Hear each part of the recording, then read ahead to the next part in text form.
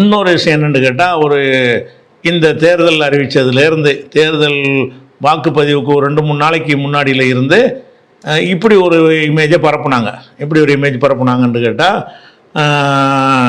நமது நாட்டில் ஜனநாயக ஆட்சி அமைந்திட கீழ்காணும் துவாக்களை ஓதி வாருங்கள், இன்ஷா அல்லாஹ் நல்ல பலன் கிடைக்கும் அப்படின்னு சொல்லி சில ஹதீஸுகள், சில குர்ஆன் வசனங்கள். அது என்னங்கிறது நான் டெக்ஸ்ட்டாக தனியாக காட்டிடுறேன், இதில் அப்படி உங்களுக்கு வாசிக்க முடியாது. இதில் என்னென்னு கேட்டால், ஜனநாயக நல்ல ஆட்சி மலர்வதற்காக வேண்டி இந்தந்த துவாக்களை ஓதி வாருங்கள், நல்ல பலன் கிடைக்கும்னு ஒரு போட்டிருக்கிறாங்க. இது என்ன போட்டிருக்கிறாங்க அப்படின்னு பார்த்தீங்கன்னா, சிலது குர்ஆனுடைய வசனமாக இருக்குது, சிலது ஹதீஸாக இருக்குது. அப்போ குர்ஆன் ஹதீஸை இன்னதுக்காக ஓதணும் என்று நம்ம சொல்வதாக இருந்தால் அது பற்றி அல்லாஹ் ஒரு சொல்லி இருக்கணும். குர்ஆனில் ஒரு வசனத்தை எடுத்துக்கிட்டு இதை வயிற்று வலிக்கு ஓதுங்கன்னு சொல்லக்கூடாது. ஏன் அது வயிற்று வலிக்கு உள்ளதுன்னு அதில் இருக்கணும், அதுக்கு அருளப்பட்டதாக இருக்கணும், ஏதோ ஒரு துன்பத்துக்குரியதுன்னு இருக்கணும். அப்படி சொல்லி என்ன செய்யலான்னு கேட்டால், இதை இந்த விஷயத்துக்காக வேண்டிய உதாரணமாக அய்யூப் நபிக்கு நோய்வாய்ப்பட்டிருந்தாங்க. நோய்வாய்ப்பட்டு என்ன செஞ்சாங்கன்னு கேட்டால், ரப்பி அன்னி மஸ்ஸனி யல்துர்ரு வஅன்த அர்ஹமுர் ராஹிமீன், இறைவா எனக்கு ஒரு பெரிய தீங்கு ஏற்பட்டு விட்டது, நீ கருணையாளர்களுக்கெல்லாம் பெரிய கருணையாளனாக இருக்கிறாய், எனக்கு குணமாக்குன்னு அவர் கேட்டார்னு ஒரு குர்ஆன் வசனம் இருக்குது. எது கேட்டார்னு இருக்குது? நோய்க்கு கேட்டார்னு இருக்குது. நபிமார்கள் இப்போ கேட்டதெல்லாம் நல்லா எதுக்கு சொல்கிறான்? நம்ம ஃபாலோ பண்ணுவதற்கு சொல்கிறான். அந்த அடிப்படையில் நமக்கு ஒரு நோய் வந்துச்சின்னு சொன்னால், இந்த நபியை இப்படி கேட்டிருக்கிறாங்க, நம்மளும் அந்த மாதிரி கேட்போம். நம்ம ஒரு பெரிய ஒரு இக்கட்டான ஒரு நெருக்கடியில் மாட்டிக்கிட்டோன்னு வைங்க. அப்போ யூனுஸ் நபி அவர்கள் நெருக்கடியில் மாட்டிக்கிட்டாங்க, மீன் வயிற்றுக்குள்ளே கொண்டு அவங்க சிறை வைக்கப்படுறாங்க. அப்போ அதிலேருந்து மீள்வதற்காக என்ன செய்கிறாங்கன்னா, அல்லாஹ்ட்ட ஒரு பிரார்த்தனை செய்கிறாங்க. லா இலாஹ இல்லா அன்த சுப்ஹானக இன்னி குன்து மினல் ஸாலிமீன் என்று அவங்க சொன்னாங்கன்னு இருக்குது. இது நம்ம குர்ஆனில் பார்க்குறோம். இது என்ன செய்யலாம்? இது இந்த துன்பத்திலிருந்து மீள்வதற்கு இதை ஓதுங்கள்னு அப்படி நீங்களாம் சொல்லக்கூடாது. இப்போ யூனுஸ் நபி ஓதி இருக்கிறார்கள், அவங்க அந்த துன்பத்திலிருந்து மீள்வதற்கு இதை ஓதுவதை அல்லாஹ் எதுக்கு சொல்லி காட்டுறான் என்று கேட்டால், நமக்கு ஒரு பின்பற்றுவது, எல்லா நபிமார்களையும் பின்பற்றுவதுக்கு தானே. உலாயிக்கல்லதீன ஹதாஹுமுல்லாஹ் ஃபபி ஹுதாஹு முக்ததி, அந்த நபிமார்களுக்கு அல்லாஹ் நேர்வழி காட்டி விட்டான், அந்த வழியை நீங்களும் ஃபாலோ பண்ணுங்கள்னு குர்ஆனில் இருக்குது. அந்த ஒரு அடிப்படையில் அந்த சூரா அந்த இதை ஒருத்தன் ஓதுனான்னு வைங்க, அது செய்யலாம். குர்ஆனுடைய வசனத்தை எதுக்காக அதை ஓதினார் என்று சொல்லப்படுகிறதோ அதுக்கு நீங்கள் என்ன செய்யலாம், அதை ஓதிக்கலாம். ஏன்னுட்டா அதைத்தான் அது சொல்லுது. இப்படி ஓதுறது பிதத்தில் வராது. அதே நேரத்தில் சில வசனங்கள் அந்த ஆட்சியை பற்றியோ இன்னார் ஆட்சிக்கு வரணுங்கிறத பற்றியோ அதை பற்றியோ பேசாத வசனங்கள்லாம் இருக்கும். அந்த வசனங்களை கொண்டாந்து இதை ஓதுங்க நல்லாட்சி அமையும்னு சொன்னீங்கன்னா இது எங்கே கண்டுபிடிச்சிங்க?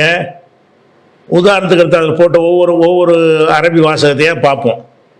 அதில் என்ன பண்ணுறாங்கன்னா, 3வது சூறாவில் 26வது வசனத்தில் எடுத்து போட்டிருக்கிறாங்க. என்ன போட்டிருக்காங்கன்னா, அல்லாஹும்ம மாலிக்கல் முல்கி தூத்தில் முல்க மன் தஷாவு ஓ தன்சி உல் முல்க மிம்மன் தஷாவு ஒத்து இஸ்ஸு மன் தஷாவு ஒத்து தில்லு மன் தஷாவு எதிக்கில் ஹைர் இன்னக அலா குல்லி ஷைஇன் கதீர். இதுக்கு என்ன அர்த்தம்? மன்னருக்கெல்லாம் மன்னராக இருப்பவனே, நீதான் நாடியவர்களுக்கு ஆட்சியை வழங்குகிறாய், நீதான் நாடியவர்களிடமிருந்து ஆட்சியை பறித்துக் கொள்கிறாய், நீதான் நாடியவர்களை கண்ணியப்படுத்துகிறாய், நீதான் நாடியவர்களை இழிவுபடுத்துகிறாய், எல்லா நன்மையும் உன் கையில் தான் இருக்கிறது, நீ அனைத்தின் மீதும் ஆற்றல் உள்ளவன் அப்படின்னு இதுக்கு நேரடி அர்த்தம். இது பொதுவாக இறைவனுடைய ஆற்றலை சொல்வதற்கு ஒரே ஒரு விஷயம். இதை நல்லாட்சி, இதை ஓதுனா நல்லாட்சி மாறுங்கிறதுக்கு உள்ள கற்றுத்தந்த வசனம் இல்லை. இதை ஓதினால் நல்லாட்சி இந்தியாவில் நல்லாட்சி அமைய இதை ஓதுங்கள் இதை சொல்கிறதுக்கு நீங்கள் யார் இதேன்னு சொல்கிறீங்க? ஆட்சி சம்பந்தமாக ஆட்சியை நமக்கு கேட்பதுக்காக கற்றுத்தர துவாவா? எவன்ட்டு ஆட்சி வந்தாலும் இப்போ எவனோ பிஜேபி ஜெயிச்சான்னு வைங்க ஒரு பேச்சுக்கு, அல்ல நமக்கு எதிரான ஒருத்தன் ஜெயிச்சிட்டான்னு வைங்க, அப்போ இந்த வசனத்தை வச்சு ஆறுதல் படுத்திக்கலாம். இது எல்லாம் நாடி இருக்கிறான், அவங்க கையில் கொடுத்துட்டான். நல்லவங்க கையில் கொடுத்தான்னு வைங்க, எல்லாம் நாடி இருக்கிறான் கொடுத்துட்டான். அப்போ ஒருத்தன் கண்ணியப்படுத்திட்டான்னு வைங்க, அல்ல அவனை கண்ணியப்படுத்திட்டான், இழிவுபடுத்திட்டான்னு வைங்க. அப்படிங்கிற ஒரு கொள்கை விளக்கத்தை சொல்லக்கூடிய வசனத்தை கொண்டாந்து இதை ஓதினா நல்லாட்சி மலரும்னு சொன்னால் இது எப்படி? இது விதத்தானே. இது எதுக்காக? அது வசனம் அந்த கருத்து, அதுக்காக ஆட்சியை கேட்பதற்காக வேண்டி ஒரு நபி இதை ஓதுனாருன்னு இருந்தால் நீங்கள் ஓதுங்க. இது அப்படி இல்லை. ரசூலுல்லாஹ்வுக்கு அல்லாஹ் சொல்கிறான், நபியை பார்த்து அல்லாஹ் சொல்கிறான், ஆட்சியாளருக்கெல்லாம் ஆட்சியாளனே, நீ உன் கையில் தான் எல்லாம் இருக்குது, எந்த மனுஷன் கையிலையும் கிடையாது, நீ நாட்டினா இவனையும் ஜெயிக்க வைப்பாய், நீ அவனையும் ஜெயிக்க வைப்பாய்ங்கிற ஒரு விஷயம் எப்படி இவன் அழிகிறதுக்கு ஒரு ஆதாரமாகும்? ரெண்டையுமே சேர்த்து சொல்லுறது. நாடினால் ஆட்சி கொடுப்பாய், நாடினால் பறித்து கொள்வாய்னா என்ன அர்த்தம்? இந்த ஆட்சியெல்லாம் மனிதர்கள் நினைச்சபடியெல்லாம் உண்டாக முடியாது, இறைவன் பார்த்து தீர்மானிக்கிற ஒரு விஷயம் என்ற கொள்கை ரீதியாக நம்ம நம்பணும். நம்ம எல்லாம் ஓட்டு போட்ட ஒரு கட்சியை தோற்று போச்சுன்னு வைங்க, இந்த வசனத்துக்கு நீங்கள் ஒதுக்கலாம். ஏன்? நம்ம செஞ்சதை செஞ்சிட்டோம், அவன் நாடி இருக்கிறான், அல்லாஹ் நாடுன்னு நடந்து போச்சு.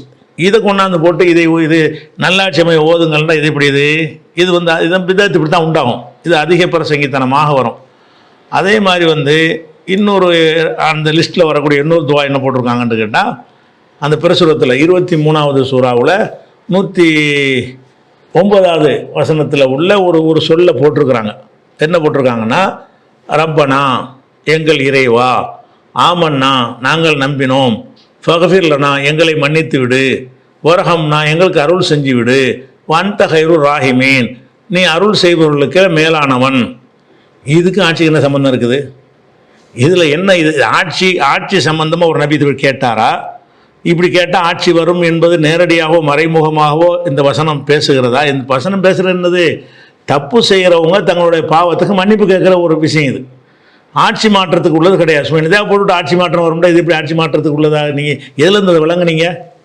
ஆட்சி மாற்றத்துக்கு உள்ளதுன்னு இப்படி விளங்குங்க. இன்னும் சொல்ல போனால் என்ன வருதுன்னு கேட்டால், இது எங்கே உள்ள விஷயம்னு கேட்டால், மறுமை நாளில் அல்ல மகசரில் விசாரிப்பான்ல நடக்கிறது எல்லாம் சொல்லிக்கிட்டு வரும்போது அந்த தொடர்ச்சியில் தான் இந்த விஷயம் வருது. அதில் என்ன சொல்லப்படுது? எல்லார்ட்டையும் எல்லாம் கேட்பேன் மறுமை நாளில், என்னுடைய வசனங்கள் உங்களுக்கு ஓதி காட்டப்பட்டுச்சே, அதை மறுத்துக்கிட்டு இருந்தீங்களா இல்லையா துன்யாவில்? அப்போ அவங்க சொல்லுவாங்களே, இறைவா எங்களுடைய ஆசை மேலோங்கி விட்டது, நாங்கள் வழிகட்டு போயிட்டோம், நாங்கள் தப்பு செஞ்சிட்டோம், எங்களை நரகத்தில் போடாமல் நீ கொஞ்சம் வெளியேற்றி பூமிக்கு திருப்பி அனுப்பு, நாங்கள் நல்லவங்களை ஆகிட்டு என்ன செய்வோம், நாங்கள் திருந்தி வருவோம் அப்படின்னு அவர்கள் சொல்வார்களாம். அப்போ அல்லாஹ் சொல்லுவானா, இதில் கிடந்து சாவுங்களா, என்கிட்ட பேசாதீங்க, இஹ்சவுஃபிஹா உலாத்து கல்லிமூன் என்கிட்ட பேசாதீங்க. இதே மாதிரி தான் துன்யாவில் இருக்கும்போது எனது அடியார்கள் சொல்லி கொண்டிருந்தார்கள், என்னை மன்னித்து விடுவாயாக, அருள் செய்வாயான்னு கேட்டுக்கொண்டிருந்தார்கள். அவங்கள நீங்கள்லாம் கேலி பண்ணீங்க. அதாவது அந்த நரகவாசிகளை பார்த்து அல்லாஹ் சொல்கிறான், துன்யாவில் என்னுடைய அடியார்கள் நல்லடியார்கள் என்ன செஞ்சாங்கன்னு கேட்டால், இறைவா நாங்கள் நம்பிக்கை கொண்டோம், எங்களை மன்னிப்பாயாக, அருள் செய்வாயாகன்னு துவா செஞ்சாங்க. நீங்கள் அவங்கள கேலி பண்ணிக்கிட்டு இருந்தீங்க, இப்போ உங்களை கேலி பண்ணுறோன்னு சொல்கிற அந்த ஒரு வசனத்தில் தான் இந்த வாசகம் வருது. எப்படி? ரப்பனா ஆமன்னா, அதை மட்டும் துண்டா எடுத்து ரப்பனா ஆமன்னா பகஃபிர்லனா வரஹம்னா அந்த கைரு ராஹிமின் இதை ஓதுனா நல்லாட்சி வரும். இதுக்கு நல்லாட்சி வரும். இது எப்படி இதுலேருந்து விளங்குனீங்க? அதுலேருந்து யூனுஸ் நபி துன்பத்தில் இருக்கும்போது கேட்டார்னா அதுலேருந்து விளங்குற மாதிரி இருக்குது. அது மாதிரி ஐயூப் நபி கேட்டார்னு சொன்னால் எதுக்கு கேட்டார்னு விளங்குற மாதிரி இருக்குது. அது மாதிரி எதுக்கு இப்படி விளங்குற மாதிரி அம்சம் இருக்கிறதோ அந்த மாதிரி துவாக்களை எழுதினால் நம்மளை கற்பனையாக சொல்லலை, அதுலேருந்து விளங்குறத சொல்கிறோன்ற ஒரு அடிப்படையில் வந்துடும். இதில் ஆட்சிக்கு ஏதாவது சம்மந்தம் இருக்கா? நரகவாசிகளை பற்றி நேண்டா நரகத்தில் போட்டிங்கன்னு நல்லடியாரெல்லாம் கிண்டல் பண்ணிங்களடா, அதனால தான் உங்களுக்கு நரகம்னு எல்லாம் சொல்லுவான்னு வருது. அப்போ அதை கொண்டாந்துக்கிட்டாலும் ஒரு வரி எடுத்துக்கிட்டு இதை ஓதுங்க ஆட்சிக்குன்னா அப்போ நம்ம நினச்செல்லாம் சொல்லாமல் தான் அர்த்தம். இது இந்த வசனத்துக்கு ஆட்சிக்கு எந்த ஒரு சம்மந்தமே கிடையாது. அதே மாதிரி இது 4வது என்ன போட்டிருக்காங்கன்னு கேட்டால், ஒரு ஹதீஸில் உள்ள ஒரு துவா தான் அது. துவாக்கள் எல்லாமே குர்ஆன் ஹதீஸில் உள்ளது தான். ஆனால் இதுக்கு ஓதணும்னு சொல்கிறதா இருந்தால் அது உள்ள அதுக்கு தலீல் இருக்கணும். குர்ஆன் ஆயத்தாக இருக்கிறதுனால அலிஃப் லாம் மீம் தாலிகல் கிதாப் லா ரைப ஃபீஹிங்கிறது குர்ஆன் ஆயத் தான். இதை தலைவலிக்கு ஓதுங்கன்னு சொல்லலாமா? ஒருத்தர் தலைவலிக்குங்கிறான், அலிஃப் லாம் மீம் தாலிகல் கிதாப் ஓதுண்டா, அது அலிஃப் லாம் மீம் தாலிகல் கிதாப்புக்கும் தலைவலிக்கு என்ன சம்பந்தம்? ஒரு தலைவலிக்கான ஒரு நபி ஓதுனார்னு வருதா? அல்லது அப்படி ரசூலுல்லாஹ் ஓதுங்கன்னு சொன்னாங்கன்னு வருதா? நீ எதுக்கு அதை போய் சொல்கிற? நம்ம இஷ்டத்துக்கு ஒரு கருத்தை ஒன்று திணிக்கிறது தானே விதத்துங்கிறது. அப்போ குர்ஆனுடைய துவாத்தால் போட்டிருக்கிறாங்க. நீங்கள் சும்மா இதெல்லாம் அல்லாஹ்வுடைய குர்ஆனில் கற்றுத்தரும் துவாக்கள்னு ஒரு தலைப்பை போடுங்க. இதெல்லாம் அல்லாஹ் குர்ஆனில் கற்றுத்தர்றான்னு போடுங்க, ஹதீஸில் கற்றுத்தர்றான்னு, அது ஓகே. நீங்கள் என்ன போடுறீங்க? தேர்தல் வரப்போகுது, தேர்தலில் நல்ல ஆட்சி அமையணுமா இருந்தால் இந்த 8 துவாவை ஓதுங்கன்னு, இந்த 8 துவா ஓதுங்கன்னு எங்கே நிறுத்திங்க? அது ஆட்சியை பற்றி பேசவே இல்லையே. அப்போ அடுத்த துவா என்ன போட்டிருக்காங்கன்னா, அல்லாஹும்ம முன்சிலல் கிதாப். அடுத்த துவா ஹதீஸில் உள்ள துவா. இந்த ஹதீஸ் புகாரில் 2966வது ஹதீஸில் வருகிற அந்த துவாவை மட்டும் வெட்டி என்ன செய்கிறாங்க, இதை ஓதுங்க ஆட்சி மாற்றத்துக்குங்கிறாங்க.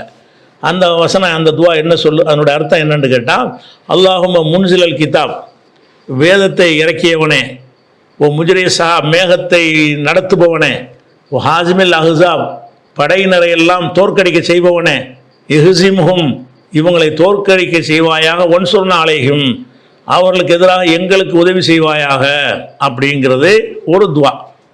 இது எதுக்குள்ள துவா என்று கேட்டால், ரசூல் இந்த துவா மட்டும் எடுத்து போட்டிருக்கிறாங்க.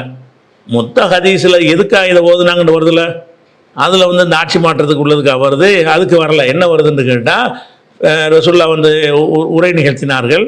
ஐயுஹன்னாஸ், மக்களே, லாத்தத்த மண்ணு லிகால் அதுவி, எதிரிகளை போர்க்களத்தில் சந்திப்பதை நீங்கள் என்ன செய்யாதீங்க, ஆசைப்படாதீங்க. ஓ சலுல்லாஹ் லாஃபியா, அல்லாட்ட ஒரு ஆரோக்கியமான முடிவை கேளுங்கள்.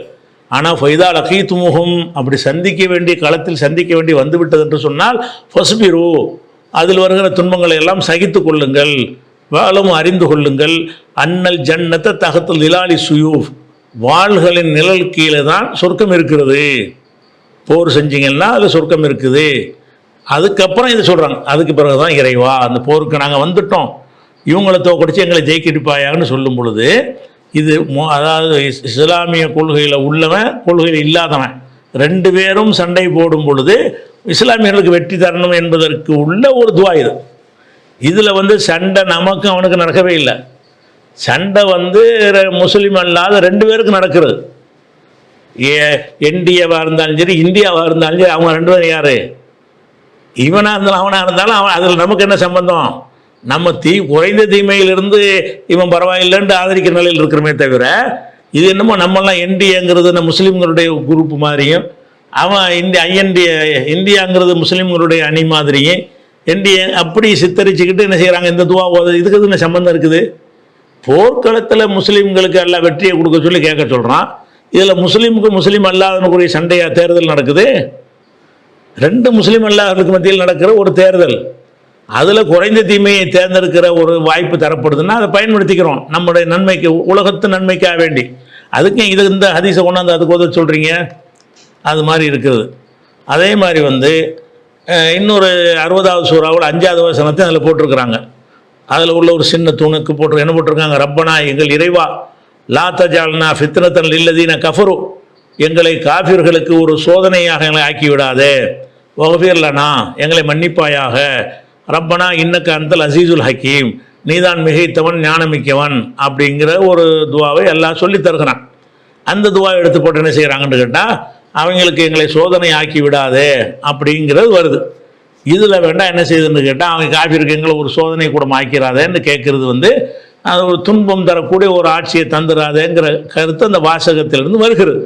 ஆனாலும் கூட இது எதுக்காக உள்ள விஷயம்னு கேட்டால், இப்ராஹிம் நபி அவர்களை பற்றி பேசக்கூடிய ஒரு வசனத்துடைய தொடர்ச்சியில் இது வருகிறது. அல்லாஹ் என்ன செய்யறேன்னா, இப்ராஹிம் நபி இடத்துல உங்களுக்கு அழகான முன்மாதிரி இருக்கிறது. இப்ராஹிம் நபியை ஏற்றுக்கொண்ட மூமின்கள் இருந்தாங்கல்ல, அவங்கள்ட்ட முன்மாதிரி இருக்கிறது. எதில் முன்மாதிரி இருக்கிறதுன்னு கேட்டால், அவங்க தங்களுடைய சமுதாயத்தில் போய் சொன்னார்கள். என்ன சொன்னார்கள்? இன்னா புராவு மின்கும், நாங்கள் உங்களை விட்டு விலகி கொண்டோம். ஓ மிம்மா தாபுதூரம் மிந்தூன் இல்லா, அல்லாவை விட்டு நீங்கள் யாரை வணங்குகிறீர்களோ அவர்களை விட்டும் நாங்கள் விலகி கொண்டோம். கஃபர்னா பிக்கும், உங்களை நாங்கள் நிராகரிக்கிறோம். ஓ பதா பைனனா பைனக்கும் அதாவத்து, உங்களுக்கும் எங்களுக்கும் பகைமை வெளிப்பட்டு விட்டது. ஒரு பகலாவு அபதன், எப்போதுமே உங்களுக்கும் எங்களுக்கும் பகைமையும் வெறுப்பும் உண்டாகிவிட்டது. ஹத்தா துமினு பில்லாஹி வஹதா, அல்லாவை மட்டும் நீ ஏற்றுக்கிற வரைக்கும் உனக்கு எனக்கு சங்காத்தம் கிடையாது என்று இப்ராஹிம் நபி சொன்னாங்களே, அதில் உங்களுக்கு முன்மாதிரி இருக்கிறதுன்னு ஆரம்பிச்சுட்டு தான் இந்த துவாவை எல்லாம் சொல்லித்தர்றான்.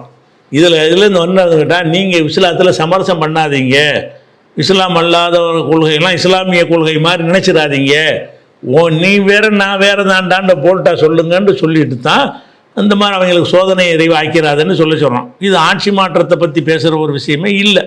ஆனால் இதை கொண்டாந்து போட்டிருக்கிறாங்க அதில். அதே மாதிரி இன்னும் 10வது சூறாவில் 86வது வசனத்தில் உள்ள ஒரு துவாவையும் போட்டிருக்கிறாங்க. அலல்லாஹி தவக்கல்னா, நாங்கள் அல்லா மேலே தவக்கல் வைத்திருக்கிறோம். ரப்பனா லா தஜால்னா ஃபித்னத்தில் கோமில் ஆலிமீன், ஒரு அநியாயக்கார கூட்டத்துக்கு எங்களை சோதனை ஆக்கிறாதே. ஒன் நஜ்ஜினா பி ரஹமத்திக்கு மினல் கோமில் காஃபிரீன், காஃபிரான கூட்டத்தை விட்டும் எங்களை பாதுகாத்திரு அப்படின்னு சொல்லக்கூடிய ஒரு விஷயம். இதுவும் போருக்கு சம்மந்தப்பட்டதான் வருது.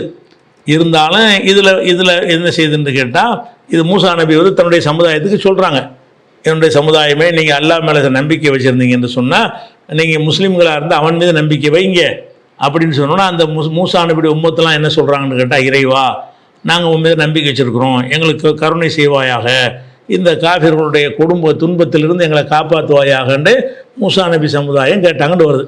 இந்த எலெக்ஷன் வந்து ஒரு துன்பத்திலிருந்து பாதுகாக்கிற ஒரு தன்மை இருக்கிறதுனால இந்த அர்த்தம் வந்து பொருத்தமானதுன்னா கேட்கலாம், நீங்களாக கேட்டுக்கலாம். இந்த இடத்துல அல்லாஹ் வந்து அநியாயக்கார கூட்டத்திலிருந்து பாதுகாக்க சொல்லி அல்லாஹ் கற்றுத்தர்றான்.